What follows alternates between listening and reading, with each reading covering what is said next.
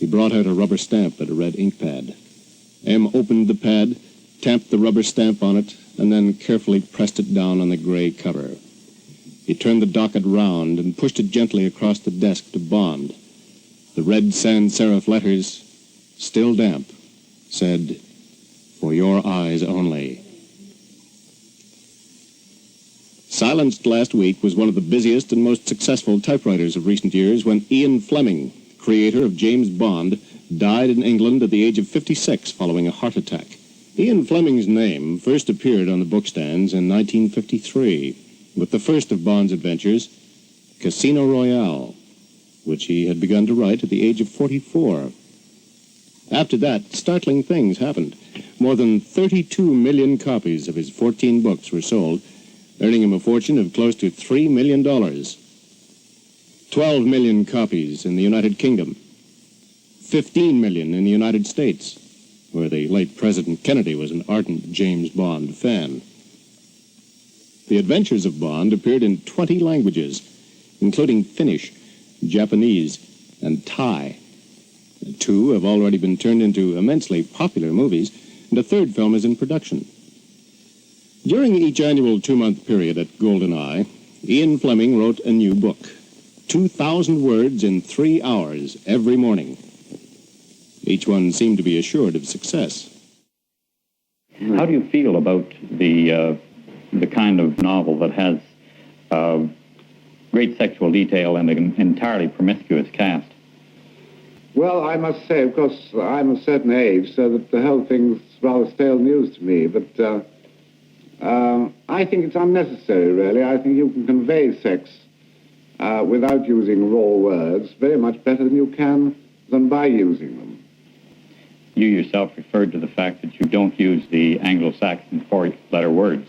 I take it you disapprove of that in literature? I suppose it's some streak of my Scottish Puritan forebears, but I don't like seeing them on the page somehow. I use quite a lot of them when I'm playing golf, for instance. Certain people are always criticizing novels with sex and violence in them on the basis that they're going to corrupt our youth. How do you feel about that? And I meant for warm-blooded, heterosexual adults, in beds and railway trains and aeroplanes. They're not meant for schoolboys. Teenagers presumably are reading them, however. Oh, yes, they are, and I think they're enjoying them very much.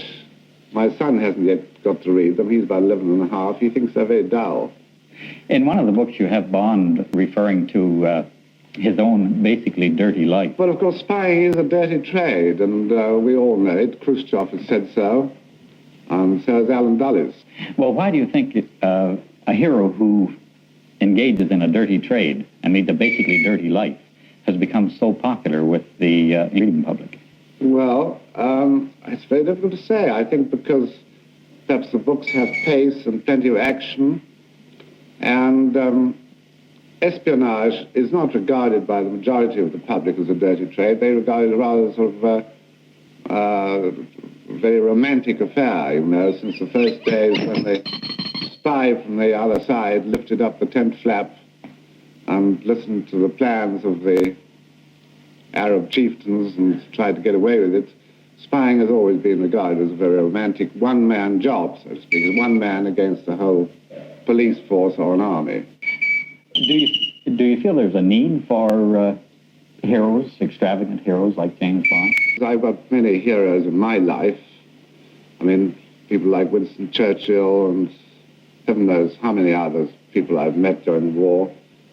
And I think that although they may have feet of clay, we probably all have, and all human beings have, and there's no point in dwelling entirely on the feet. There are many other parts of the animal that could be examined. And I think that people like to read about heroes. Mr. Fleming, in your books there's a great amount of detail. Is this detail based on personal experience? Do you make it up? Where does it come from?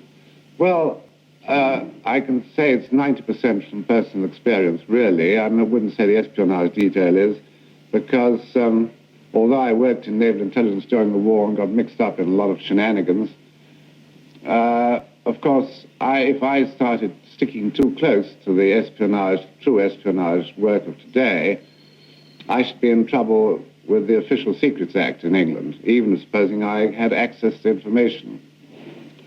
So a lot of the espionage detail is either invented or taken from very often cases which have been brought between, let's say, the West Germans and the Russians, the KGB, or incidents that have occurred all over the world in the espionage field, and which, of course, the whole battle goes on the whole time, so there's plenty of material available in that direction. As for the backgrounds, I try and I can't really write about anywhere that I haven't seen myself.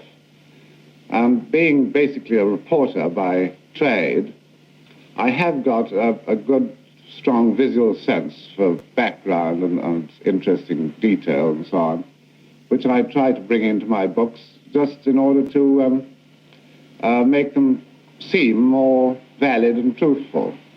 And of course, if you're off on some tremendous plot with heaven knows what, James Bond in a hassle with some terrible villain, if he can use a Ronson lighter, let's say, or drive a Bentley motor car, or stay in the Ritz Hotel, this all brings the reader back to earth. In the books, you describe little foibles of Bond, things he likes or dislikes, usually things he dislikes. Things like tea and Windsor knots. Are these your dislikes? Yes, they are, yeah. Are you given to many and strong dislikes? I think so. They were sort of foibles, you know, but tea I regard as practically the downfall of the British Empire, and tie with a Windsor knot I find much too tidy. I think, you know, it shows that the man is rather vain, I think, if he uses a Windsor knot to his tie. So I put these in. They're sort of, they build up perhaps the character of James Bond to a certain extent, and I'm rather amused, of course, to put forward my own little quirks in prose. Does this again then take us around to a reason for James Bond being so popular in that he always has a goal? His task is a straightforward one, and he goes for it in a fairly straightforward fashion. And I think people like the action. Is it possible that one of these days we'll read a James Bond novel in which the hero is killed at the end? I couldn't possibly afford it.